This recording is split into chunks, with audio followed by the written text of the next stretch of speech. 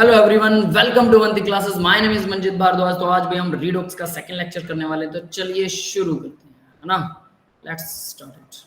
तो सबसे पहले आता भी एक क्वेश्चन है, सिंपल सा क्वेश्चन है, कुछ खास नहीं है। Can oxidation number be greater than the maximum oxidation number? किसी के मैक्सिमम ऑक्सीडेशन नंबर से ज्यादा हो सकता है ऑक्सीडेशन नंबर। अब मैक्सिमम का मतलब क्या होता है भाई? ऑक्सीडेशन नंबर का मतलब आपको पता लग गया होगा। सोडियम 1 इलेक्ट्रॉन डोनेट कर सकता है, इसलिए हमेशा +1 दिखाता है। मैग्नीशियम 2 इलेक्ट्रॉन डोनेट कर सकता है, पता है ना हमें। इसकी वैलेंसी 2 होती है। यहाँ वैलेंसी और ऑक्सीडेशन नंबर लगभग एक जैसे से होते हैं, थोड़ा सा ही फर्क होता है। वैलेंसी तो वो होती है कि कितना डोनेट या एक्सेप्ट कर सकता है, और ऑक्सीडेशन नंबर क्या होता है? डोनेट या एक्सेप्ट नहीं, अगर कोई इलेक्ट्रोनेगेटिव जुड़ गया तो वो उसको खींच रहा है, वो भी हम उसमें काउंट कर लेते हैं कि उसने थोड़ा सा खींच लिया, तो हम पूरा मान लेते हैं कि पूरा इलेक्ट्रॉन गया, तो वो ऑक्सीडेशन नंबर हो जाता है। तो ऑक्सीडेशन नंबर में वैलेंसी तो इनबिल्ट होती है, वैलेंसी तो होती है, उसको हम छोड़ नहीं पाएंगे, ठीक है। उससे ज्यादा भी हो सकता है। वो कह रहा है कि मैक्सिमम से ज्यादा हो सकता है। सोडियम क्या 2 पॉजिटिव दिखा सकता है? पॉसिबल ही नहीं। दूसरा इलेक्ट्रॉन तो बहुत हाई एनर्जी लेवल पर जाएगा, और उतने हाई एनर्जी लेवल पर बॉन्ड तो बनेगा ही नहीं, तो इसलिए सोडियम 2 पॉजिटिव तो कभी नहीं दिखाएगा, मैग्नीशियम 3 नहीं दिखाएगा कभी। तो अब अगर ऐसा कुछ निकल जाए तो, क्योंकि हमने जो एक्स वाला मेथड किया, ये देखिए इन्होंने एग्जांपल दिया बेटा, ठीक है। H2SO5 दिख रहा है सबको? Yes sir. H2SO5 का नाम होता है H2SO4, तो सुना होगा कि ये 5 कहां से आ गया। H2SO4 ये तो सुना है। H2SO5 होता है, बिल्कुल होता है। इसका नाम क्या होता है? पर oxy monosulfuric acid. Sulphuric acid ही नाम है, लेकिन पर ऑक्सी यानी पर ऑक्सी बॉन्ड है एक। पर ऑक्सी बॉन्ड कौन सा होता है? पर ऑक्साइड बॉन्ड, यानी ऑक्सीजन ऑक्सीजन के बीच में सिंगल बॉन्ड। इसका मतलब दोनों ऑक्सीजन की वैलेंसी अब एक ही होगी। यहाँ एक्स लगा हुआ है, यहाँ पर भी कोई एक्स लगा हुआ है, तो यानी कि ये ऑक्सीजन जो है वो -1 शो करेगी, यहाँ पर भी -1 शो करेगी, दोनों की -1 ऑक्सीडेशन स्टेट आ जाएगी। तो यानी एक बॉन्ड अगर परोक्सी है तो 2 ऑक्सीजन की -1 ऑक्सीडेशन स्टेट आ जाएगी। अगर एक बॉन्ड परोक्सी की सुपर ऑक्साइड भी तो होते हैं ना, जब ऑक्सीजन -½ हो जाता है, -½ तब उसको सुपर ऑक्साइड बोलते हैं। तो सुपर ऑक्साइड आपको कभी तंग नहीं करेगा, लेकिन पर ऑक्सी बॉन्ड तंग करेगा, क्योंकि इसमें पर ऑक्सी बॉन्ड है। तो ऑक्सीजन जो हम सोच रहे हैं कि हमेशा -2 दिखाता है, ये कहीं कहीं -1 भी दिखाएगा, और इस वजह से हमारा रिजल्ट खराब आएगा। इसलिए मैंने बोला था कि अगर स्ट्रक्चर याद है और स्ट्रक्चर बना पा रहे हो तो ऑक्सीडेशन नंबर हमेशा सही आएगा। अगर स्ट्रक्चर नहीं बना पा रहे तो ऑक्सीडेशन नंबर के गलत आने की प्रोबेबिलिटी हो सकती है। तो इसलिए अगर पीछे वाले सारे एग्जांपल याद हैं तो ये एग्जांपल भी अब आपको अच्छे से समझ आएगा। तो देखिए क्या है, H2SO5 है, सल्फर ऑक्सीजन को 2 माने -2, और 2 के हिसाब से कितना हो गया -10, हाइड्रोजन 2 पॉजिटिव, बचा कितना -8, यानी सल्फर प्लस का 8 होना चाहिए। यस, क्लियर है? Yes sir. है ना। तो अब जरा हम इसको फाइंड आउट करके देखिए भाई, यहाँ एक्स के मेथड से निकाल रखा है। देखिए हाइड्रोजन की 1 होती है, 2 हाइड्रोजन लगे हुए हैं +1, ऑक्सीजन का कितना होता है -2 होता है, 5 ऑक्सीजन लगे हुए हैं -10, बीच में एक्स सल्फर है, ठीक है। तो टोटल निकाला, सल्फर का निकाला +8, क्लियर है। फिर एक और है पर oxo die sulphuric acid, 2 sulphuric acid है, पर ऑक्सो बॉन्ड इसमें भी है। तो देखिए इसमें क्या है, ऑक्सीजन 8 है, तो यहाँ 8 दूना 16 हो गया माइनस का, है ना। हाइड्रोजन 2 है तो 2 पॉजिटिव आएगा, सीधी सी बात। और ये S2 है, अगर आप एक S को x मान रहे हो तो 2S को 2x मानना पड़ेगा, या फिर आप दोनों x को 2S को भी x मान सकते हो। समझ में आ रही बात? लेकिन x की वैल्यू 2x के लिए 2S के लिए निकलेगी फिर, तो ये ध्यान रखना पड़ेगा। समझ में आ गया भाई? Yes sir. देखो मैं इसको x के मेथड से यहाँ पर करवा रहा हूँ, इवन मैं इसे ओरल कर सकता हूँ बड़े आराम से। 8 दूना 16, 16 नेगेटिव, ये 2 पॉजिटिव, बचा कितना 14 नेगेटिव, 14 नेगेटिव जो न्यूट्रल हो चुका है, तो मतलब 2 सल्फर पर 14 पॉजिटिव होना चाहिए, एक सल्फर पर +7 होना चाहिए। क्लियर है? सीधा निकल रहा है। लेकिन आप अगर कैलकुलेशन ऐसे करना चाहते हो तो ऐसे भी कर सकते हैं, मैंने कल भी ये डिस्कस किया था लास्ट वीक में, है ना। तो टोटल सल्फर पर आ गया +7, क्लियर है बेटा? सबको समझ में आ गया? अब इसकी देखिए वैलेंसी निकालते हैं सल्फर की, ठीक है, जिसको ऑक्सीजन स्टेट जैसे निकाल सकते हैं। देखिए 1s2 2s2 2p6, ये तो है इनर शेल्स। आउटर शेल कौन सी है? थर्ड शेल है। थर्ड शेल सबसे लास्ट मोस्ट शेल होती है, और यही शेल बॉन्डिंग में पार्टिसिपेट करती है। इसमें टोटल इलेक्ट्रॉन है 6, तो सल्फर 7 या 8 पॉजिटिव तो दिखाई नहीं सकता। या तो 7 इलेक्ट्रॉन डोनेट कर सकता है, हल्के से डोनेट, पूरे नहीं, या 7 इलेक्ट्रॉन एक्सेप्ट कर सकता है, हल्के से एक्सेप्ट, पूरे नहीं। तो हम उसको पूरा मान लो, यही है ऑक्सीडेशन स्टेट। क्लियर है बेटा सबको? Yes sir. तो ये 6 इलेक्ट्रॉन डोनेट करेगा, 6 एक्सेप्ट करेगा, ये अंदर वाले इलेक्ट्रॉन्स के साथ कुछ नहीं करने वाला। समझ में आ गया? तो इसलिए इसकी मैक्सिमम ऑक्सीजन स्टेट 6 होनी चाहिए। लास्ट शेल थर्ड शेल है, उसमें इलेक्ट्रॉन 6 है, तो वैलेंसी और वैलेंस इलेक्ट्रॉन 6 ही है। वैलेंस इलेक्ट्रॉन जितने होते हैं उससे ज्यादा ये नहीं दिखा सकता। ठीक है, जनरली कोई एटम उससे ज्यादा नहीं दिखाता है ऑक्सीडेशन स्टेट, कभी कभी वो भी दिखाता है। अगर ये हायर ऑर्बिटल में खाली डी ऑर्बिटल हो और कोई नेगेटिव चार्ज आया और इसको एक इलेक्ट्रॉन दे दे तो ऑक्सीजन स्टेट उससे भी ज्यादा हो सकती है, बिल्कुल हो सकती है। तो ये सिर्फ और सिर्फ स्ट्रक्चर से ज्यादा जल्दी समझ में आता है, सिर्फ इतना नहीं है कि ये लास्ट इलेक्ट्रॉन वाली ही दिखाएगा, ये मत मानना, ठीक है। यहाँ पर अगर डी हुआ क्योंकि इसमें डी खाली है, ठीक है, because D is empty in this, तो अगर ये एम्प्टी है, यहाँ क्लोरीन नेगेटिव आ गया, क्लोरीन नेगेटिव क्या करेगा, इसको इलेक्ट्रॉन डोनेट करेगा, इसके पास एक एक्स्ट्रा आ गया, सल्फर पर नेगेटिव चार्ज आ गया, तो एक नेगेटिव आ गया और एक क्लोरीन जो शेयर कर रखा वो दे दिया, तो 2 इलेक्ट्रॉन बढ़ गए, तो 2 इलेक्ट्रॉन बढ़ रहे हैं तो 2 नेगेटिव बढ़ेगा। एक तो परमानेंट ले लिया, परमानेंट ले या थोड़ा सा ले, दोनों ही कंडीशन में है तो ये एक्सेप्ट ही कर रहा है, तो भाई एक्सेप्ट कर लिया, एक तो परमानेंट और एक इसने क्लोरीन से शेयर किया, तो क्लोरीन ज्यादा इलेक्ट्रोनेगेटिव है तो वो अपनी तरफ ही रखेगा, दूसरा नहीं आएगा, एक ही इसने सिर्फ एक्सेप्ट किया क्लोरीन, तो 1 ऑक्सीडेशन नंबर और बढ़ जाएगा, तो ये 7 दिखा सकता है, ऐसा मत सोचना कि दिखाई नहीं देता। समझ में आ गया भाई? Yes sir. लेकिन वो डायग्राम से ही समझ में आएगा, तो इसलिए आपके सामने जो एग्जांपल है उसको कीजिए, उसको समझने की कोशिश कीजिए, उसके बाद डायग्राम बनाइए। तो यहाँ देखिए इसका एक्चुअल में स्ट्रक्चर कैसा होता है। अब देखिए मैंने H2SO5 का स्ट्रक्चर बनाया, H2SO4 बना के दिखाता हूँ पहले। सल्फर डबल बॉन्ड हो, OH और OH। क्लियर है बेटा? Yes sir. तो देखिए इसमें क्या होता है, ऑक्सीजन सल्फर से ज्यादा इलेक्ट्रोनेगेटिव है, तो 2 नेगेटिव इधर है, 2 नेगेटिव इधर है, तो 4 पॉजिटिव तो हो गया सल्फर। अब ये देखिए यहाँ ऑक्सीजन 2 नेगेटिव है, लेकिन एक तो हाइड्रोजन की तरफ से है, तो सल्फर की तरफ से तो एक ही पॉजिटिव आएगा, तो एक पॉजिटिव इधर आ गया और एक पॉजिटिव इस वाले ऑक्सीजन से आ गया, तो 4 पॉजिटिव प्लस 2 पॉजिटिव यानी सल्फर आ गया 6 पॉजिटिव में, और हाइड्रोजन 1 पॉजिटिव, ये दोनों ऑक्सीजन भी -2 है, ध्यान रख लो। तो इस तरह से 6 पॉजिटिव हमारे पास आ गया सल्फर। क्लियर है बेटा? 2 पॉजिटिव 2 पॉजिटिव 1 पॉजिटिव 1 पॉजिटिव चारों साइड से, ठीक है। तो H2SO5 यानी कि ये सल्फर 6 पॉजिटिव। अगर डायग्राम आता है तो कुछ करने की जरूरत नहीं है, सब बकवास और ब्लंडर दिखा रहे हैं, अजम्पशन x मानो, ये करो वो करो, भाड़ में जाए, ठीक है। x की वैल्यू 8 आ रही, कोई फायदा नहीं। नेक्स्ट देखिए यहाँ पर इन्होंने 2 निकाल दिया कि 2 ऑक्सीजन एटम हैं जिनकी वैलेंसी -1 है, और इस वजह से ऑक्सीजन स्टेट जो है वो ऑक्सीजन एटम्स की विल हैव ऑक्सीजन स्टेट -2, तो -2 होनी चाहिए। तो यहाँ देखिए परोक्सी बॉन्ड में इस ऑक्सीजन और इस ऑक्सीजन के बीच में सिंगल बॉन्ड बन रहा है, ये है परोक्सी बॉन्ड। जब भी सिंगल बॉन्ड बने ऑक्सीजन ऑक्सीजन के बीच में, वो परोक्सी बॉन्ड होता है, याद रहेगा ये बात? Yes sir. तो याद रख लेना। तो यही वो इसने फालतू की बकवास कर रखी है, लेकिन हमें स्ट्रक्चर आता है तो बस हमें पता है परोक्सी बॉन्ड है, कुछ नहीं करेगा ये। इन दोनों ऑक्सीजन की, इसकी -1 है, इस ऑक्सीजन की भी -1 है ऑक्सीजन स्टेट। ये बाकी के 3 ऑक्सीजन जो हैं ये कितना दिखा रहे हैं, ये -2 दिखा रहे हैं तीनों ऑक्सीजन, है ना। लेकिन अब ये देखिए ये वाले ऑक्सीजन जो हैं, ये वाले ऑक्सीजन जो है, ये तीनों ऑक्सीजन जो हैं ये क्या दिखा रहे हैं, ये -2 दिखा रहे हैं, बट ये दोनों ऑक्सीजन -1 दिखा रहे हैं, इसी को परोक्सी बॉन्ड की वजह से। तो यही चीज उसने कहानी बता रखी है फालतू में। अब दूसरा देखिए अभी H2S2O8, इसका स्ट्रक्चर ये देखिए, आपको स्ट्रक्चर पता होना चाहिए, ये H2SO4 ही है, वैसा ही है, बस यहाँ पर H की जगह पर एक ऑक्सीजन और डाल दी, 2 H उड़ा दिए, H2SO4 यहाँ पर H लगा दीजिए, H2SO4 यहाँ पर H लगा दीजिए, 2 H2SO4 बन गए। क्लियर है? यस। अब इन्होंने क्या किया, दोनों में से H को उड़ा दिया और दोनों ऑक्सीजन को आपस में जोड़ दिया, पर ऑक्सी बॉन्ड बन गया। तो देखिए ये ऑक्सीजन डबल बॉन्ड -2, ये सल्फर +2, ये -2 सल्फर +2, ये ऑक्सीजन सल्फर से तो एक ही इलेक्ट्रॉन ले रही, तो सल्फर 1 पॉजिटिव, इधर भी सल्फर 1 पॉजिटिव, तो 2 positive 2 positive 1 positive 1 positive, total हो गया सल्फर 6 पॉजिटिव।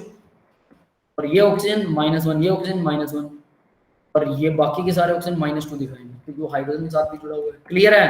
तो दोनों 6 पॉजिटिव दिखा रहे हैं। यस बेटा, क्लियर है? Yes sir. Yes sir. ठीक है। तो यहाँ पर अगर आप देखेंगे तो सल्फर 7 पॉजिटिव हमारा निकल रहा था, बट 6 नेगेटिव है, एक्चुअल में 1 पॉजिटिव गड़बड़ कर रही है oxygen. But there are 2 sulphur atoms, so 2 oxygen atoms that will have -1 oxygen state, other 6 oxygen atom will have +2। तो 2 ऑक्सीजन एटम है क्योंकि 2 सल्फर है, यानी और भी इन्होंने कहानी जो बता रखी है ना, मैक्सिमम ऑक्सीजन स्टेट 6 हो सकती है, +1 आया, लेकिन ये +1 कैसे आ गया, किस तरह से हुआ, 6 में से 7 को माइनस कर दिया, तो हमारे पास यहाँ 7 आ रही थी, बट 2 सल्फर एटम है तो इसलिए 8 आ रही है। ऐसे कुछ करके इन्होंने गोल मोल घुमा रखा है, इसमें कुछ नहीं, अगर स्ट्रक्चर आता है तो सीधा पता होगा। याद रखिए ऑक्सीजन स्टेट सल्फर की कितनी है, 6 है, सीधी सी बात, मैक्सिमम। स्ट्रक्चर बनाने की कोशिश कीजिए, बन जाएगा, सामने आपके स्ट्रक्चर है, याद कर लो इसको। और इसी तरह से बहुत ज्यादा बड़े स्ट्रक्चर नहीं आने वाले, यही वाले स्ट्रक्चर ही आने वाले हैं। क्लियर है बेटा? Yes sir. ठीक है, अब आगे बढ़ते हैं जरा, नेक्स्ट देखते हैं। तो ये इंपॉर्टेंट, ऐसे फालतू में इंपॉर्टेंट है, कुछ खास नहीं है। आगे क्वेश्चन देखिए जरा, ऑक्सीजन स्टेट H4P2O8 पर ऑक्सो, यहां पर भी पर ऑक्सो डाई सल्फ्यूरिक एसिड आ गया। इसका स्ट्रक्चर याद कर लीजिए, ये रहा स्ट्रक्चर। अब मैं भाई सल्फोनिक फॉस्फोरिक एसिड जो है इसके बारे में बताता हूँ। इसका स्ट्रक्चर आपको याद होना ही चाहिए, वरना बहुत बड़ी गड़बड़ हो जाएगी। तो देखिए फॉस्फोरिक एसिड होता क्या है, फॉस्फोरिक एसिड में कम से कम एक फॉस्फोरस के साथ डबल बॉन्ड O होना ही चाहिए और एक OH होना ही चाहिए। फॉस्फोरस की वैलेंसी 5 होती है, 5 से ज्यादा नहीं हो सकती, ये भी याद रख लेना। तो 3 तो सीधी होगी, 2 ये रही और 1 ये रही। यस, क्लियर है बेटा? Yes sir. Yes sir. अब इसके बाद आप इसके साथ में चाहे H लगा सकते हैं 5 पूरी करने के लिए। तो ये बन गया, क्या बना, H3 बना और PO2 बन गया। क्लियर है? Yes sir. और अगर आप इसी को देखो, सारे स्ट्रक्चर बनाना सिखा रहा हूँ मैं आपको, ठीक है, ध्यान से इनको कर लेना। सब टेट्राहेड्रल बनेंगे, लेकिन सबकी वैलेंसी में, मतलब सबकी एसिडिटी में फर्क आएगा। डबल बॉन्ड O और एक OH, ये तो होगा ही होगा फॉस्फोरिक एसिड में। इसके अलावा मैं यहाँ पर H की जगह OH लगा देता हूँ, एक H को ऐसे ही रहने देता हूँ, ये H ऐसे ही रहा, इसकी जगह OH लग गया। फॉर्मूला क्या बन गया, H3 अब भी वैसे ही, PO3 3 ऑक्सीजन हो गए। क्लियर है? जितने ऑक्सीजन होते हैं उससे एक हाइड्रोजन कम रिलीज करता हो। 2 ऑक्सीजन है तो एक हाइड्रोजन कम, मतलब एक हाइड्रोजन रिलीज करेगा। 2 है तो एक माइनस कर दो, एक हाइड्रोजन रिलीज करेगा। ये जो OH वाला हाइड्रोजन होता है ना, यही रिलीज करता है ये वाला एसिड, फॉस्फोरिक एसिड। OH वाला हाइड्रोजन, ये वाले हाइड्रोजन रिलीज नहीं करता, ये डायरेक्ट फॉस्फोरस से बॉन्डेड है। ऑक्सीजन वाला हाइड्रोजन रिलीज करेगा जो OH के साथ बॉन्डेड है। OH तो बेस होता है, पूरा OH क्यों नहीं रिलीज करता, नहीं कर सकता, ठीक है, इसको हम बाद में डिस्कस करेंगे क्यों नहीं कर सकता। लेकिन ये वाला H ही रिलीज करता है, इसका रीजन बताऊंगा, ठीक है, इसका रेजोनेटिक स्ट्रक्चर बना दूंगा। लेकिन उससे पहले अभी के लिए याद रखिए कि जितने ऑक्सीजन है उससे एक कम कर दो, उतने OH लगे होंगे डेफिनेटली उसके साथ, तो उतने ही H रिलीज करेगा। नेक्स्ट में देखिए 2 OH लगे हुए हैं तो 2 H रिलीज कर सकता है। ऑक्सीजन 3 है, एक घटा दो, 2 H रिलीज करेगा। क्लियर है बेटा? Yes sir. अब आगे एक और देखिए, P डबल बॉन्ड O, ये तो होना ही चाहिए, एक OH होना ही चाहिए, ठीक है। फिर उसके बाद मैं सारे OH लगा दूं तो मतलब 5 की 5 वैलेंसी OH से कंप्लीट करूं, क्या बनेगा, H3 3H। तो P कितने हैं, PO कितने, अब 4। अब कितने OH हैं, वैसे तो आप डायग्राम देख के सीधा बता सकते हैं कितने OH हैं, उतने ही H रिलीज करेगा, 3। तो इस ये 3 positive ion H positive ion release करता है। लेकिन यहाँ ऑक्सीजन के नंबर से भी पता कर सकते हैं, स्ट्रक्चर नहीं आता, ऑक्सीजन 4 है तो 3 H रिलीज करेगा। ऑक्सीजन कितने हैं, 3 है तो 2 H पॉजिटिव आयन रिलीज करेगा। हर किसी के साथ हाइड्रोजन तो 3 ही लगे हुए हैं, देख लेना, ठीक है बेटा। ऑक्सीजन 2 है तो 1 H पॉजिटिव आयन रिलीज करेगा। यस, क्लियर है भैया सबको? Yes sir. तो ये है, तो आपको यहाँ से अब पता लग गया होगा कि OH वाला H रिलीज करता है। OH वाला H यानी कम से कम एक OH और एक डबल बॉन्ड होना ही चाहिए, ये डायग्राम का बेसिक है। अब OH वाला ही क्यों रिलीज करता है, अब उसका रीजन सुनिए। जब भी ऑक्सीजन डबल बॉन्डेड होता है, जैसा कि यहाँ है, एक बॉन्ड छीन लेता है, एक बॉन्ड छीन लिया, ठीक है। अब मान लीजिए बाकी के H लगे हुए हैं, सिर्फ एक बॉन्ड छीन लिया तो फॉस्फोरस पर आएगा पॉजिटिव, ऑक्सीजन पर आएगा नेगेटिव, क्योंकि उसने एक इलेक्ट्रॉन छीन लिया फॉस्फोरस का। तो इस ऑक्सीजन पर 2 लोन पेयर हैं, तो ये अपना एक लोन पेयर इस फॉस्फोरस को डोनेट कर देता है, जिससे फॉस्फोरस का पॉजिटिव चला गया, बट इस ऑक्सीजन पर पॉजिटिव आ गया।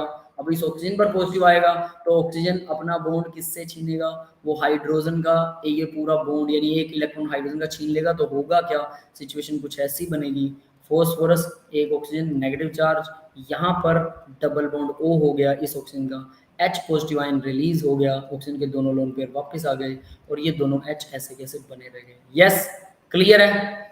Yes sir. तो इस तरह से, क्योंकि ये ऑक्सीजन हाइड्रोजन से लोन पेयर ले लेता है, फॉस्फोरस यहाँ पॉजिटिव है तो इसकी इतनी हिम्मत नहीं है कि ये हाइड्रोजन से एक इलेक्ट्रॉन लेके H पॉजिटिव आयन रिलीज कर दे। No, it can't do that. Oxygen इतना हिम्मत वाला है, उसी की इलेक्ट्रॉन एक्टिविटी इतनी स्ट्रांग होती है कि हाइड्रोजन से इलेक्ट्रॉन छीन सकता है। That is why double bond O पक्का होना चाहिए, क्योंकि अगर ये नहीं हुआ डबल बॉन्ड O तो डेफिनेट सी बात है बेटा, वो इलेक्ट्रॉन छीनेगा नहीं, फॉस्फोरस पॉजिटिव आएगा नहीं, फॉस्फोरस ऑक्सीजन से नहीं लेगा, ऑक्सीजन हाइड्रोजन से नहीं लेगा, H पॉजिटिव आयन रिलीज नहीं होगा। तो कम से कम एक डबल बॉन्ड और एक OH होना चाहिए। तो जितने OH हैं सभी में से बाद में ये ऑक्सीजन, ये हाइड्रोजन रिलीज होता है, ये हाइड्रोजन भी रिलीज होता है, तो OH वाले हाइड्रोजन ही रिलीज होते हैं। यस, क्लियर है बेटा सबको? Yes, sir. Yes, sir. इस तरह से OH वाले हाइड्रोजन रिलीज होते हैं। तो आपको फॉस्फोरिक एसिड्स के स्ट्रक्चर बनाने आ गए। ये +2 में आता है, बता देता हूँ कि फॉस्फोरिक एसिड्स के ऑक्सो एसिड्स बोलते हैं इनको। Oxo acid double bond O और OH लगाओ, वो होते हैं ऑक्सो एसिड। यस, क्लियर है सबको? Yes, sir. Yes, sir. Double bond O और OH लगाओ, उनको ऑक्सो एसिड्स बोला जाता है। तो ऑक्सो एसिड्स के जो स्ट्रक्चर हैं वो यहाँ अब आपको समझ में आ गए होंगे कि ऐसे बनाता है। तो ये तो सिंपल स्ट्रक्चर, कुछ और भी हैं। H की जगह क्लोरीन भी हो सकता है बेटा, कुछ भी हो सकता है H की जगह, कोई बात नहीं है, लेकिन वो फिर उसकी एसिडिटी में ना डिफरेंस करेगा। सीखा बेटा? ठीक है Okay, sir. है ना, वो डिफरेंस कर देगा, एसिडिटी की पावर कम कर देगा एक्चुअल में, क्योंकि क्लोरीन के पास में भी लोन पेयर होता है, तो वो ऑक्सीजन से लेने की बजाय क्लोरीन से भी ले सकता है। ये प्रॉब्लम क्रिएट कर देगा। तो हाइड्रोजन के साथ ही ये एसिडिक बिहेव करता है। एटम तो आप कोई भी लगा सकते हैं, बट वो एसिडिटी में डिफरेंस आ जाएगा। ठीक है, और पता नहीं वो एसिड रिलीज करेगा भी कि नहीं करेगा। तो हाइड्रोजन छोटा सा एटम है, इसी को लगाना अप्रोप्रिएट है। ठीक है, अब आगे बढ़ते हैं बेटा। तो यहाँ देखिए, ये तो मैंने सिंपल करवाया, सिंगल, लेकिन अगर हम इनमें आपस में जोड़ दें, जैसे शिखा बोल रही कि सर हम ऑक्सीजन क्लोरीन लगा दें, उसकी बजाय बेटा ऑक्सीजन लगा के दूसरा ऑक्सीजन लगा के इनको आपस में जोड़ दो। ये लो, पूरा का पूरा मॉलिक्यूल ही अलग लगा दिया, है ना, या यूं समझ लो ये वाला मॉलिक्यूल अलग लगा दिया, इसके साथ चिपका दिया। तो ये तो सेम चीज है, इसके साथ 2 OH है तो ये 2 H पॉजिटिव आयन छोड़ सकते हैं, इसके साथ 2 OH है, ये भी 2 H पॉजिटिव आयन छोड़ सकते हैं, और बीच में पेरोक्सी बॉन्ड भी है। तो यानी ये भी ऐसे स्ट्रक्चर भी आएंगे। फिर ये साइकिल भी बना लेते हैं, ऐसे करके 4 मॉलिक्यूल आपस में जुड़ के साइकिल बना लेते हैं, साइक्लिक स्ट्रक्चर भी आएंगे फॉस्फोरिक। ठीक है, but don't worry about this, वो 2-3 ही है जितने मैंने करवा दिए, इसमें 2 और ऐड हो जाएंगे, खत्म। क्लियर है? Yes, ना? sir. Yes, sir. 2 या 3 और ऐड हो जाएंगे साइक्लिक में, दो साइक्लिक में, 2 इसके ये सीधे आपस में बड़े हो जाते हैं, 4 बना लेते हैं, 3 बना लेते हैं, बस ऐसा। तो 2-3 और है। तो भाई जो +2 का काम है वो +2 में ही करेंगे, लेकिन थोड़ा सा बेसिक्स यहाँ जरूरी है, वरना आपको ये समझ नहीं आएगा, है ना।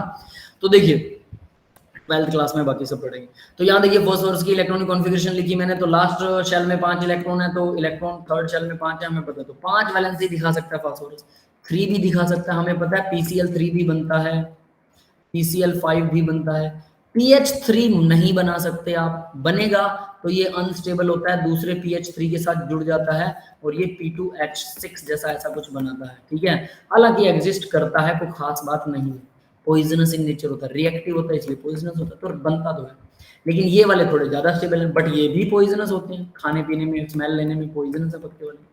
तो 3 और 5 दोनों वैलेंसियां दिखा सकता है, बट PH5 कभी नहीं दिखाएगा। हाइड्रोजन की इतनी हिम्मत नहीं है कि उसके इस लोन पेयर को, जो पेयर्ड इलेक्ट्रॉन है, इसको वो नेक्स्ट ऑर्बिटल में भेजे, D में, 3D में, और फिर पेयरिंग बनाए, जैसा कि हमने हाइब्रिडाइजेशन में किया था। याद है सबको? Yes, sir. हाइब्रिडाइजेशन में जैसा हमने किया था। इतनी हिम्मत नहीं है हाइड्रोजन की, क्योंकि लेस इलेक्ट्रॉन एक्टिव, तो PH5 नहीं एग्जिस्ट करेगा। ठीक है, कौन सा एग्जिस्ट करता है कौन सा नहीं करता, वो इन्हीं बेस पर डिफाइन किया जाता है कि किसकी कितनी पावर है। तो भाई यहाँ पर अब आप स्ट्रक्चर देखें, जिसमें फॉस्फोरस की इलेक्ट्रॉनिक कॉन्फ़िगरेशन और फॉस्फोरस का वो काउंट करें कि इसकी क्या है ऑक्सीजन स्टेट। 2 नेगेटिव ऑक्सीजन, तो यानी 2 positive phosphorus, 1 negative oxygen phosphorus की साइड से, 1 नेगेटिव है, 1 नेगेटिव हाइड्रोजन की साइड से, तो टोटल तो 2 ही नेगेटिव है। लेकिन फॉस्फोरस की साइड से सिर्फ देख रहे हैं तो फॉस्फोरस का तो 1 इलेक्ट्रॉन ले रही है, तो फॉस्फोरस 1 पॉजिटिव, इधर से भी फॉस्फोरस 1 पॉजिटिव इस OH से, इस ऑक्सीजन की साइड से भी फॉस्फोरस 1 पॉजिटिव, तो 3 पॉजिटिव एयर और 2 एयर, टोटल हो गए 5, तो 5 पॉजिटिव सल्फर। सेम डायग्राम आपको यहाँ पर दिखाया गया है, कोई फर्क ही नहीं है। तो ये भी 5 पॉजिटिव, तो दोनों फॉस्फोरस 5 पॉजिटिव दिखा रहे हैं। सीधी सी बात है, कह रहा है ऑक्सीडेशन नंबर ऑफ पर ऑक्सी, तो ऑक्सीडेशन नंबर, ऑक्सीजन स्टेट बतानी है भाई, तो ऑक्सीजन स्टेट इसकी 5 होगी। लेकिन अगर आप दूसरे तरीके से निकालोगे तो कुछ और ही निकलेगी, 8 दूना 16 और 4 ये 16 माइनस है, 4 पॉजिटिव है, तो मतलब कितने बचे 12, तो ये 6 पॉजिटिव बनेगी फॉस्फोरस की, है ना। क्लियर है? तो 6 नहीं है, जब डायग्राम देखेंगे तो कुछ और नजर आएगा, क्योंकि परोक्सी बॉन्ड है, इसने बोला है परोक्सो बॉन्ड है। तो ध्यान देना, diphosphoric acid, 2 phosphoric acid है जिन दोनों के बीच में एक परोक्सी बॉन्ड है। समझ में आ गया सबको? Yes, sir. Yes, sir. ठीक, अब आगे बढ़ते हैं। सॉल्यूशन दिखा रखा है, तो ये 6 दिखाएगा, 4 दिखाएगा, कैसे दिखाएगा, सब बकवास सॉल्यूशन है, जो मैंने आपको बताया वो सबसे इंपॉर्टेंट है। नेक्स्ट देखिए भाई, अब ये वाला पार्ट है ना, ये इंपॉर्टेंट, हमने अभी तक एस और पी ब्लॉक के सारे एक्सेप्शन वगैरह सब करने की कोशिश की है, लगभग सब कुछ हो गया, लेकिन यहाँ पर कुछ इंपॉर्टेंट पार्ट दे रखा है, ठीक है, वो देखिए अब क्या है। D block elements maximum oxidation number, D block elements की मैक्सिमम ऑक्सीडेशन नंबर हमें बता रखी है कुछ एक एलिमेंट का। ग्रुप 3 स्कैंडियम वाला, ग्रुप 3 पता है सबको ग्रुप कौन सा होता है? थर्ड ग्रुप स्कैंडियम है। Yes sir. ठीक है, तो स्कैंडियम के बाद देखिए स्कैंडियम के अंदर क्या होता है, इसका ऑक्सीडेशन नंबर +3 है। कैसे? इसकी इलेक्ट्रॉनिक कॉन्फ़िगरेशन लिखो, लास्ट में आएगा 4s2 और 3d1। टोटल लास्ट शेल कौन सी है? 4th है। सेकंड लास्ट कौन सी है? 3d है, क्योंकि हमें पता है डी ब्लॉक एलिमेंट्स में पेनल्टीमेट शेल यानी सेकंड लास्ट शेल भी फिलअप होती है। यस और नॉट? Yes sir. तो इस वजह से, क्योंकि सेकंड लास्ट शेल फिलअप होती है डी ब्लॉक एलिमेंट्स में, तो इस वजह से स्कैंडियम जो है वो सेकंड लास्ट शेल के इलेक्ट्रॉन्स भी शेयर करेगा और लास्ट वाले भी करेगा। तो हमें पता है इसका टोटल वैलेंसी 3 बनती है, तो 3 इलेक्ट्रॉन ये डोनेट कर सकता है। Second last shell penultimate shell बोलते हैं उसको, याद रख लेना, सेकंड लास्ट शेल को पेनल्टीमेट। थर्ड लास्ट शेल को बोलते हैं एंटी पेनल्टीमेट, नाम लिखे हुए हैं जस्ट। तो सेकंड लास्ट शेल के अंदर ये इलेक्ट्रॉन फिलअप कर सकता है, सॉरी ये पार्टिसिपेट कर सकता है। ये हम पहले ही पी ब्लॉक एलिमेंट में उसमें पीरियोडिक प्रॉपर्टी में डिस्कस कर चुके हैं। सेकंड लास्ट और थर्ड लास्ट शेल याद है, D block and F block? Yes sir. ये वही है, ठीक है। आगे बढ़ते हैं बेटा। तो ये 3 इलेक्ट्रॉन, इसलिए इनका स्कैंडियम के पूरे ग्रुप का 3 पॉजिटिव होता है, टाइटेनियम के पूरे ग्रुप का 4 पॉजिटिव, क्योंकि इसमें भी 4s2 3d2 टोटल 4 बन रहे हैं, ध्यान रख लेना। तो ये कॉमन है, ये कोई खास चीज नहीं है। वेनेडियम का टोटल 5 ऑक्सीजन, क्योंकि 4s2 3d3 1 3d1 3d2 3d3 ये वही चल रहा है। Scandium, titanium, vanadium, chromium, manganese, समझ में आ रहा है सबको? Yes sir. Yes sir. इनके जो नीचे लिखे होते हैं ना, स्कैंडियम के नीचे क्या आता है पता है भाई? स्कैंडियम के नीचे क्या आता है? यस, एनीवन कैन टेल मी?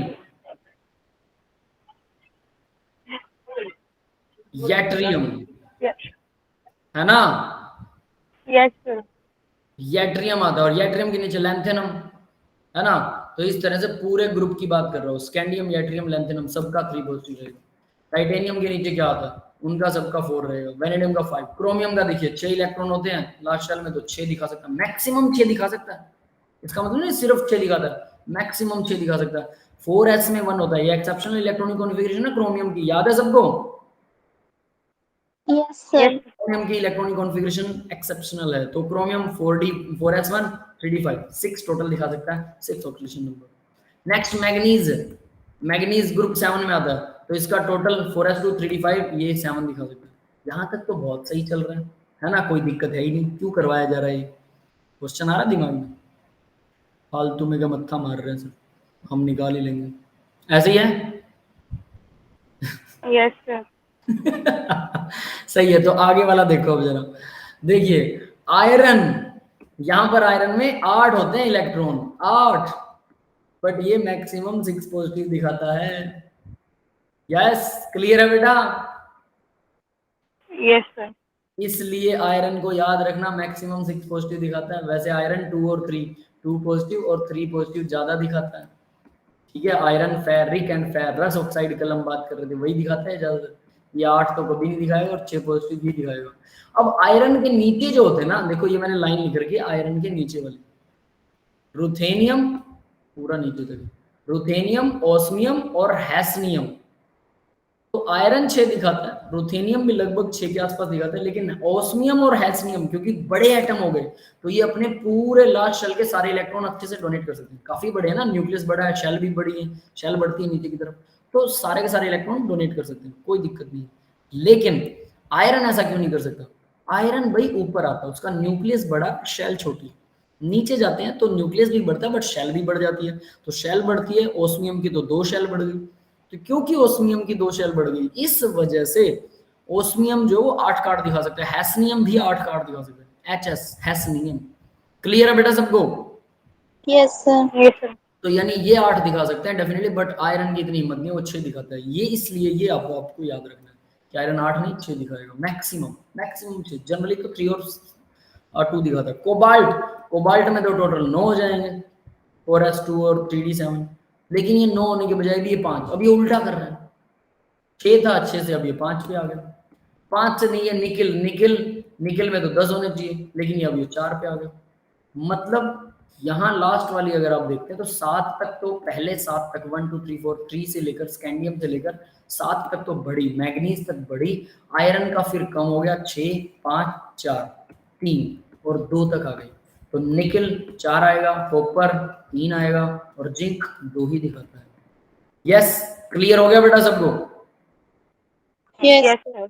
तो इस तरह से ये सारे के सारे शो करते हैं। लेकिन यहाँ इन्होंने जो बोला ना कि आयरन सिर्फ 6 दिखाता है, तो मैंने इसका एक एक्सेप्शन लिखा है कि आयरन का पूरा ग्रुप 6 नहीं दिखाता, याद रख लेना, पूरा ग्रुप जो है वो 8 भी दिखाता है नीचे वाला।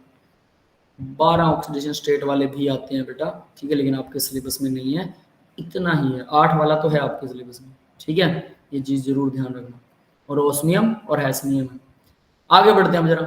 बटरफ्लाई स्ट्रक्चर भी, क्रोमियम पेंटॉक्साइड ये हम कल ही डिस्कस कर चुके हैं। बटरफ्लाई स्ट्रक्चर होता है 6 पॉजिटिव दिखाता है, इसकी ऑक्सीजन स्टेट भी निकाल चुके हैं, याद है सबको? Yes, sir. है ना, ये वही सेम टू सेम स्लाइड में मैंने आपको डायरेक्ट एग्जांपल करवा दिया था, यहाँ स्लाइड में आ गया, बस सॉल्यूशन भी दिखा रखा है। तो इसकी ऑक्सीजन स्टेट 6 होती है, सबको पता है, 10 नहीं होती। एन फैक्टर, अब भाई अब लेसन में सबसे, ये तो था ऑक्सीडेशन रिडक्शन पता लग गया, जो इलेक्ट्रॉन डोनेट करेगा ऑक्सीडेशन जो लेगा छोटा हो जाएगा, रिड्यूस हो जाएगा, रिडक्शन करेगा, बस। और हमने सब में वही निकाला। क्लियर है? जिसका पता है उसको देख लिया, जिसका नहीं पता उसको मान लिया, एक्स मान लो या डायरेक्ट प्लस माइनस से कर लो, आसान काम था। तो आधा काम तो ये था। अब बाकी का आधा काम जो है ना ये एन फैक्टर करेगा। एन फैक्टर ये पूरा आधा नहीं है, मतलब इसके अंदर एन फैक्टर में फिर बैलेंसिंग भी आएगी, तब जाके ये टोटल बनेगा पूरा लेसन। अब ये एन फैक्टर अगर आ गया तो समझ लेना आपको सब आ गया। क्लियर है बेटा? Yes, sir. Yes, sir. तो देखते हैं अब आपको एन फैक्टर कितना के समझ में आता है। बहुत थोड़ी सी, बहुत कहूंगा, थोड़ी सी कहूंगा, क्या कहूँ, प्रैक्टिस नहीं करेंगे तो बहुत मुश्किल चीज है, प्रैक्टिस करेंगे तो थोड़ा सा मुश्किल, ठीक है, नमक जितना। और इस लेसन में सब बच्चों की प्रॉब्लम यही होता है, ऑक्सीडेशन रिडक्शन सबको आ जाता है, ठीक है। इस लेसन की सबसे बड़ी प्रॉब्लम एन फैक्टर की है, तो इसको ध्यान से करेंगे सभी बच्चे, be careful. Yes guys, clear है बेटा? Yes, sir. Yes, sir. ठीक है, तो अब जरा शुरू करते हैं। आसान है वैसे, समझते ही बहुत आसान लगेगा, लेकिन जब ये अटकता है ना तो सारे रूल वूल ना दिमाग से स्लिप हो जाते हैं, प्रैक्टिस नहीं करते बच्चे, क्योंकि एक बार तो लगता है ठीक है सब आसान है। तो देखिए भाई क्या होता है, it is called the depending calculated depend upon the charge in the oxygen state of the species considered. Charge पर डिपेंड करता है, ये सिंपल रूल है इसको फाइंड करने का। तो देखो भाई इसमें हम एक चीज पढ़ेंगे, नॉर्मेलिटी। नॉर्मेलिटी क्या होता है? एन इंटू मोलैरिटी होता है। मोलैरिटी क्या होता है? मोल पर लीटर। पता है सबको मोलैरिटी मोल पर लीटर होती है। Yes, sir. नॉर्मेलिटी भी एक कंसंट्रेशन टर्म है, वो उसके अंदर आता है n factor. N factor multiply में मोलैरिटी। एन फैक्टर को वैलेंसी फैक्टर भी बोलते हैं, V factor, valency factor. Yes, clear है बेटा? Yes, sir. Yes, sir. ठीक है, तो ये अब आपको समझ में आ गया होगा। तो देखिए इसको वैलेंसी फैक्टर भी बोलते हैं, याद रखना, वीएफ भी कहीं पर लिखा होता है, वैलेंसी फैक्टर। रूल नंबर 1 देखिए, find oxygen number of the element which changes its oxidation number. तो देखिए यहाँ पर सल्फर +4 में था, ऑक्सीजन कितना है, ध्यान देना, ऑक्सीजन 3 है, तो 3 दूना 6 नेगेटिव, हाइड्रोजन 2 है, 2 पॉजिटिव, तो टोटल कितना बचा? 4 नेगेटिव बचा, तो इसका मतलब सल्फर 4 पॉजिटिव होगा। एक्स मान के भी निकाल सकते हैं। क्लियर है बेटा? Yes, sir. H2SO4 के अंदर सल्फर 6 पॉजिटिव होता है, ये हमने डायग्राम भी बनाया था। 4 दूना 8 नेगेटिव ऑक्सीजन हो गया, 2 पॉजिटिव हाइड्रोजन हो गया, तो 6 नेगेटिव बच गया, तो सल्फर पर 6 पॉजिटिव होना चाहिए ताकि मॉलिक्यूल न्यूट्रल हो जाए, तो 6 पॉजिटिव, तो 4 से 6 में चला गया। तो ये कह रहा है फाइंड द ऑक्सीडेशन नंबर, पहले एलिमेंट का जो चेंज हो रहा है ऑक्सीडेशन स्टेट में, 4 से 6 में आ गया, कर लिया find. Here the oxidation number of the sulphur is +4, हमने बताया कैसे है +4, ठीक है। और दूसरे वाले में +4 से +6 जा रहा है, ये भी आपको समझ में आ गया। तो ये क्या कर रहा है? 2 इलेक्ट्रॉन डोनेट कर रहा है, डोनेट करेगा तो क्या करेगा? ऑक्सीडेशन करेगा। Same as it is reduction भी निकालना है, सिर्फ ऑक्सीडेशन नहीं निकालना, लेकिन यहाँ सिर्फ एक चीज, किसी एक चीज के ऊपर फोकस हो रहा है, ठीक है, तो इसलिए आधी अधूरी रिएक्शन कुछ ऐसा कुछ मान सकते हैं। क्लियर है बेटा? Yes, sir. Yes, sir. अगली स्लाइड देखते हैं, तो यहाँ पर 6 है, तो भाई ठीक है, ये 6 पॉजिटिव आ गया, हमें समझ में आ गया। रूल नंबर 2, तो हम क्या करते हैं इसको, N factor is calculated from the change in oxidation number of sulfur from 6 to 4। तो यहां पर देखिए N factor को कैसे कैलकुलेट कर रहे हैं, ठीक है, चेंज। लेकिन ये इतना सिंपल नहीं है, आपको लगेगा लो सर तो ऐसे डरा रहे थे ना। तो देखो मेंस लेवल तक तो आपका इतना काम चल जाएगा जो मैं आज करवा दूंगा, यानी कि 6 - 4, और याद रखना ये क्या बोलते हैं सर, मॉड्यूलस में लिख रहा हूँ, इसका मतलब ये हमेशा पॉजिटिव आएगा, चाहे 6 को नेगेटिव कर लो 4 को पॉजिटिव कर लो, कोई फर्क नहीं पड़ता, ये हमेशा पॉजिटिव आएगा। क्लियर है बेटा? Yes, sir. तो इसका एन फैक्टर कितना हो गया, H2SO4 का एन फैक्टर इस रिएक्शन में, क्योंकि हर रिएक्शन में सल्फर की ऑक्सीजन स्टेट कम ज्यादा कुछ हो सकती है, जिसकी वजह से उसका एन फैक्टर बदल सकता है। तो इस रिएक्शन में एन फैक्टर कितना है सल्फर का, it is 2। Got it? Simple था। Yes, sir. आगे बढ़ते हैं बेटा। फाइंड, अब दूसरा रूल देखिए, find the difference in the oxidation number take place. तो डिफरेंस निकाल लिया, ये मैंने यहाँ पे ऐसे ही कैलकुलेट कर दिया। चलिए इसको मैं इरेज करता हूँ, है ना, यहाँ पर वही चीज दिखा रही है। फाइंड कर लिया, 2 आ गया, तो एन फैक्टर 2 आ गया, बात खत्म। तीसरा रूल देखिए, अब एन फैक्टर तो 2 आ गया, लेकिन यहाँ हमें एक चीज और ध्यान देनी है, क्या, नंबर ऑफ एटम्स बराबर करने हैं। इस फॉर्मूला में नंबर ऑफ एटम सल्फर में 1 है, इस फॉर्मूला में भी 1 है, तो याद रखना इसको भी 1 से मल्टीप्लाई करना है, इसको भी 1 से मल्टीप्लाई करना है, तो सीधा नहीं निकलता वो। Find the n factor, multiply the difference in oxidation number with the number of atoms of element whose oxygen state is changing. जिसकी ऑक्सीडेशन स्टेट चेंज हो रही है उसमें वो कितने एटम है, इधर भी 1 है इधर भी 1 है। अगर किसी एक साइड भी 2 हैं, किसी एक साइड भी 2 हैं, तो आपको इस पूरे फॉर्मूले को 2 से मल्टीप्लाई करना पड़ता है। समझ में आ रही है मेरी बात? Yes, sir. Yes, sir. तो इस पूरे फॉर्मूले को 2 से मल्टीप्लाई करेंगे तो 1 का हमने निकाल लिया 2 है, तो 2 का कितना होगा, 4 होगा, ऑब्वियस है। इधर भी 1 का 2 है तो 2 का 4 हो रहा है। यहाँ तो डायरेक्ट दिख रहा है, लेकिन यहाँ हम 2 से मल्टीप्लाई करेंगे उसको, क्योंकि यही बैलेंसिंग का कमाल है, उसे बैलेंस तो करना पड़ेगा। तो यहाँ अब आपको ये समझ में आ गया होगा कि इसे, यानी इसका 2 था, एटम कितना, 1 ही है, यहाँ भी एटम 1 ही है, और दोनों को सेम नंबर से मल्टीप्लाई करना पड़ेगा। अगर इसे आप 2 से कर रहे हो, यहाँ 2 एटम है, तो यहाँ पर आप 2 मानने पड़ेंगे आपको, मतलब इसके बाहर 2 लगाना पड़ेगा। यस, क्लियर है? Yes, sir. Yes, total sir. Full में, मतलब किसी भी साइड अगर आपको नंबर ऑफ एटम जहां ज्यादा दिख रहे हैं उसी को मानना है, बात ही खत्म। जिस तरफ 2 है या 3 एटम है सल्फर के, उसी को हम सच मानेंगे। यहाँ दोनों तरफ 1 है, बहुत घटिया एग्जांपल, ठीक है, अच्छा देना चाहिए था एग्जांपल। तो यहाँ देखिए भाई, H2SO3 के अंदर ये एग्जांपल आ गया 2, NF आ गया 2 into 2, दूसरे का NF भी 2 into 1 आ गया, दोनों का 2 आ रहा है। क्लियर है बेटा? ठीक है। अब इंपॉर्टेंट देखिए, इंपॉर्टेंट क्या कहते हैं, एन फैक्टर जो है वो हमेशा 0 से ज्यादा ही होगा, 0 से ज्यादा ही आएगा। अगर एन फैक्टर आपका 0 निकल रहा है तो ऑक्सीडेशन रिडक्शन कुछ हुई नहीं भाई। Yes Yes, sir. तो मतलब ही नहीं बनता बेटा। तो एन फैक्टर तो 0 से ज्यादा ही आना चाहिए, 0 से ज्यादा ही आएगा, वरना ना तो ऑक्सीडेशन हुई ना रिडक्शन हुई, फालतू में मत्था मार रहे हैं आप, रिडॉक्स रिएक्शन ही नहीं है।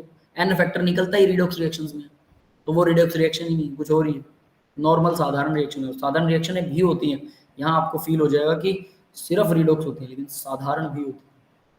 आगे देखिए, finding out the n factor, तो Na2S में सल्फर का निकालना था और यहाँ पर Na2SSO4 लग रहा है। तो देखो, सोडियम तो हमेशा 1 दिखाता है, 2 सोडियम है 2 पॉजिटिव, तो सल्फर कितना होना चाहिए, 2 नेगेटिव। यस, क्लियर है? Yes, sir. सल्फर 2 नेगेटिव है, और Na2SO4 में ऑक्सीजन हो गया 2 नेगेटिव, 4 ऑक्सीजन है, 8 नेगेटिव आ गया ऑक्सीजन का। सोडियम का 2 पॉजिटिव आएगा, तो 2 पॉजिटिव 8 नेगेटिव कितना बना, 6 नेगेटिव। तो इसका मतलब सल्फर 6 पॉजिटिव होना चाहिए, क्योंकि ओवरऑल न्यूट्रल है, तो सल्फर 6 पॉजिटिव। 2 नेगेटिव से 6 पॉजिटिव में गया, डिफरेंस कितना आया भाई, 6 - 2 करोगे क्या, ऐसा नहीं करना, माइनस का 2 माइनस का 6, या फिर आप ऐसा कर सकते हैं, एक माइनस अपनी तरफ से लगाइए, ये था -2, ये था +6, दोनों के बीच में एक माइनस लगा दीजिए। अगर आप कहें कि सर हमने 6 को पहले लिख लिया, प्लस का 6 लिख लिया, कोई बात नहीं, माइनस का 2 बाद में लिखा, कोई बात नहीं, बीच में एक अपनी तरफ से माइनस लगाइए, और इसको समझ में आ रही है? डिफरेंस का मतलब Yes, होता है sir. अपनी तरफ से एक माइनस ठोक देना बीच में, ये होता है डिफरेंस का मतलब। तो डिफरेंस निकालना है, प्लस का 6 माइनस का 2, कहीं आप 6 - 2 करके 4 कर दो, बिल्कुल कर दो। समझ में आ गया भाई? Yes, sir. Yes, sir. तो ये कितना आएगा फिर, ये 8. माइनस माइनस प्लस हो गया, 8 आ गया, मॉड्यूलस में रहेगा, कोई साइन नहीं होता इसका, तो 8 आ गया, सीधी सी बात है। तो डिफरेंस आ गया 8, Na2 से ऑक्सीडेशन स्टेट -2 है +2 है, ये सब वही समझा रखा है, ठीक है। देखिए +6 आया, तो डिफरेंस कितना आया 8, सल्फर कितना है 1 है, यहाँ कितना है 1 है, 8 को 1 से दोनों को मल्टीप्लाई करो। अगर एक जगह भी 2 हो तो दोनों को 2 से मल्टीपल होगा, याद रखना, क्योंकि आपको फॉर्मूले के आगे 2 लगाना पड़ेगा। यस, क्लियर है सबको? Yes. कमाल की बात यह है कि -2 को आपने पहले लिख दिया तब भी कोई बात नहीं है, +6 को बाद में लिख दिया तब भी कोई बात नहीं है, दोनों के बीच में आपको एक माइनस का साइन लगाना है। तो ओवरऑल मॉड्यूलस में है तो टोटल -8 आएगा, मॉड्यूलस में डालेंगे तो 8 ही आएगा। क्लियर है? कैसे भी किसी को भी किसी में से घटा दीजिए, लेकिन एक जो भी साइन दे रखे हैं अपनी तरफ से एक माइनस बीच में लगाना है। ये समझ में आ गया भाई? ये गलती नहीं होनी चाहिए, ठीक है? तो सीधी सी बात, ऑक्सीडेशन नंबर का डिफरेंस निकाल दिया। यही होता है हमारा क्या, एन फैक्टर। इतना आसान फैक्टर। हाँ बेटा, जेई में इससे कैसे क्वेश्चन आते हैं? जेई में इसके ना बैलेंसिंग वाले क्वेश्चन आते हैं, हम करेंगे बैलेंस। रिडॉक्स का बैलेंस। हाँ, एन फैक्टर नहीं पूछा जाता, सिर्फ रिडॉक्स का बैलेंस आता है, या फिर एन फैक्टर से आपको तो इक्विवेलेंट इसमें रिडॉक्स का बैलेंस वही होता है ना जिसके अंदर हम इलेक्ट्रॉन्स को ऐड करते हैं और सब्ट्रैक्ट करते हैं।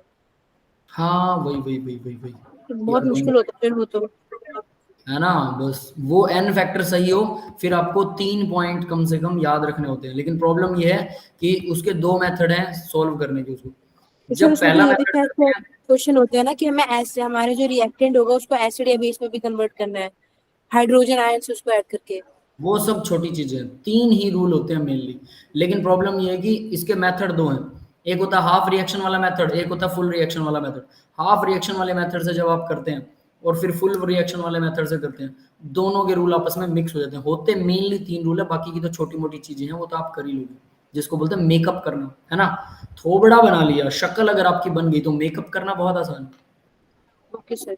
तो मेकअप तो आसान है, लेकिन फेस बनाना मुश्किल है उसके अंदर, सीधी सी बात ये, ठीक है। तो वैसा कुछ होता है। अब आगे देखते हैं। तो ये अब आपको एन फैक्टर निकालना बहुत आसान लगता होगा कि ऑक्सीडेशन नंबर का डिफरेंस देखिए, चाहे वो रिडक्शन कर रहा है चाहे ऑक्सीडेशन कर रहा है, कोई फर्क नहीं पड़ता, उसका डिफरेंस देखिए, डिफरेंस को नंबर ऑफ एटम से मल्टीप्लाई कर दीजिए। इज इट इजी और नॉट? आसान है? क्लियर है? Yes sir. ठीक। अब देखिए इसके अंदर बोल रहा है भाई कुछ हुआ है, which of the oxygen which has 2 oxygen, oxygen oxygen 2 oxygen oxygen के बॉन्ड किसमें है? क्रोमियम पेंटॉक्साइड के अंदर क्या होता है? +6 ऑक्सीजन स्टेट होती है, ऑक्सीजन ऑक्सीजन बॉन्ड होता है भाई, बिल्कुल होता है।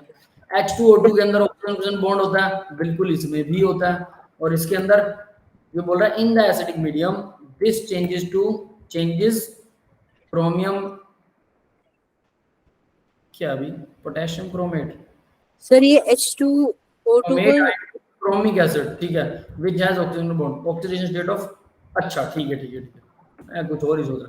क्रोमियम की ऑक्सीजन स्टेट CrO5 में बतानी है, बस बात ही खत्म है। तो ये तो हमने पहले से निकाल, अच्छा अच्छा होगा, अच्छा होगा।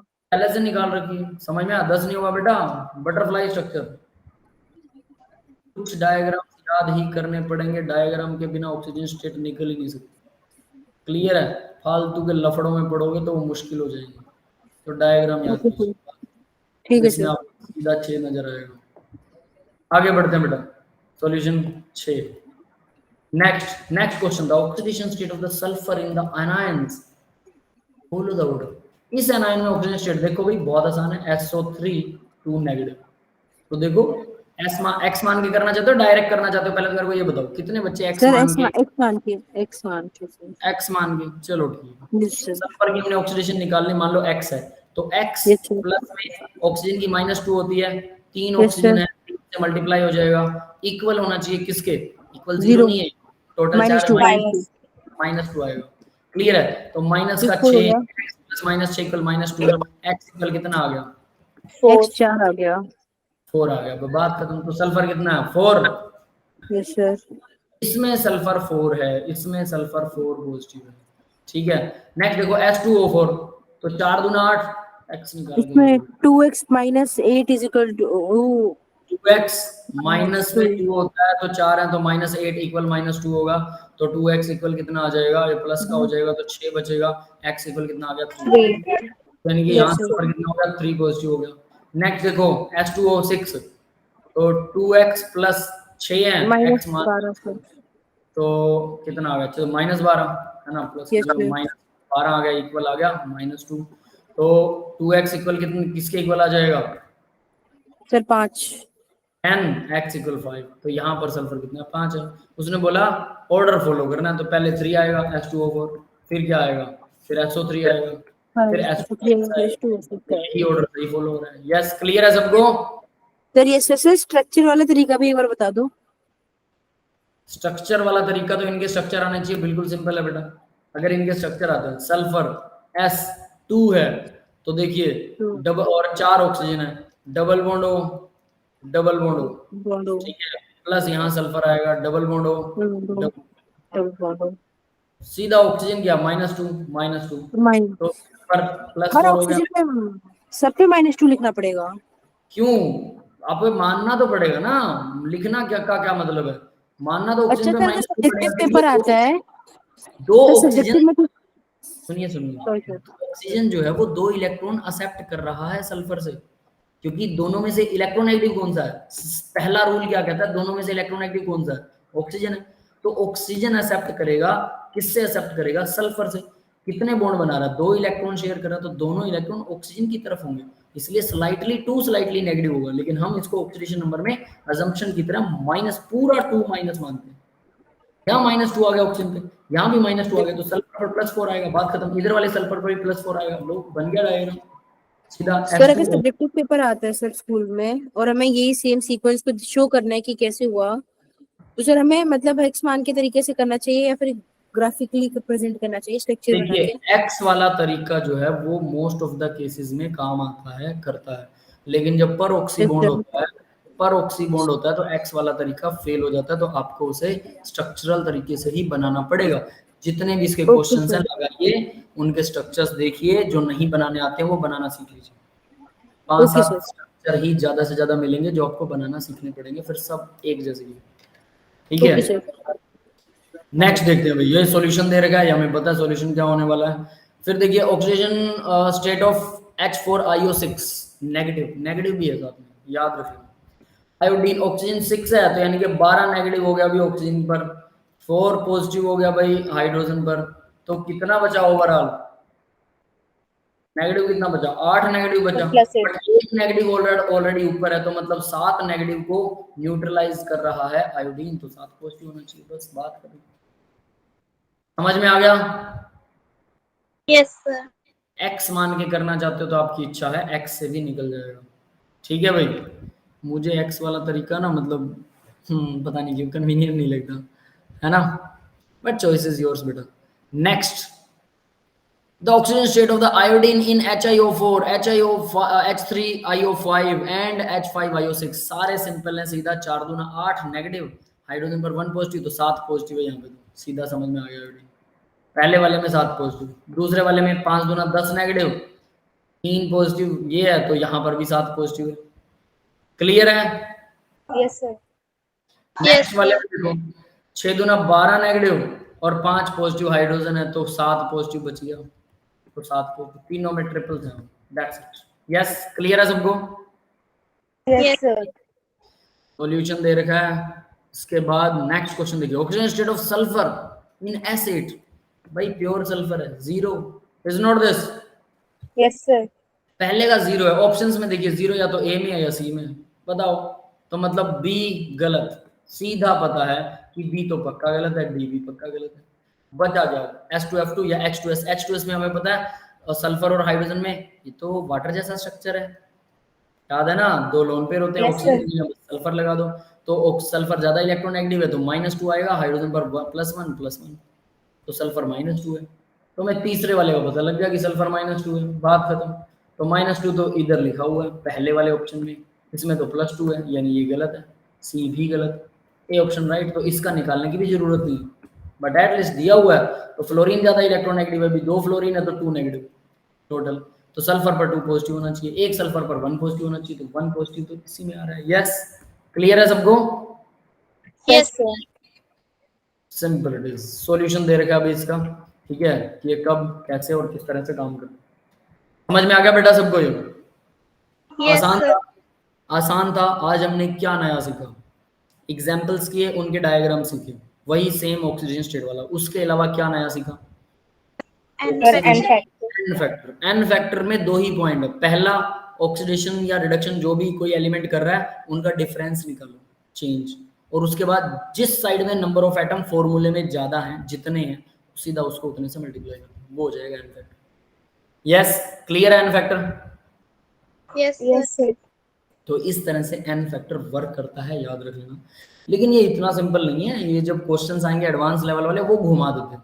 इक्विवेलेंट वेट भी n फैक्टर से ही निकाला जाता है, ठीक है। नॉर्मेलिटी भी n फैक्टर से निकाली जाती है, मोलैरिटी को n फैक्टर से मल्टीप्लाई कर दीजिए, नॉर्मेलिटी नहीं बन जाएगी। तो ये सारी चीजें n फैक्टर पर डिपेंड करती हैं। छोटा सा है, 2 पॉइंट में खत्म हो गया, बट उसको ध्यान से याद करना है, वो मैटर है याद करने वाला। बाकी सारे ये क्वेश्चन है सॉल्व करने वाले, दोबारा से सॉल्व कीजिएगा और इसके क्वेश्चंस को फिर से लगाइएगा सभी student. That's all for the today's lecture guys. तो अभी मैं रिकॉर्डिंग ऑफ कर, किसी को डाउट है तो you can ask your doubts. हाँ भाई बोलिए, किसी को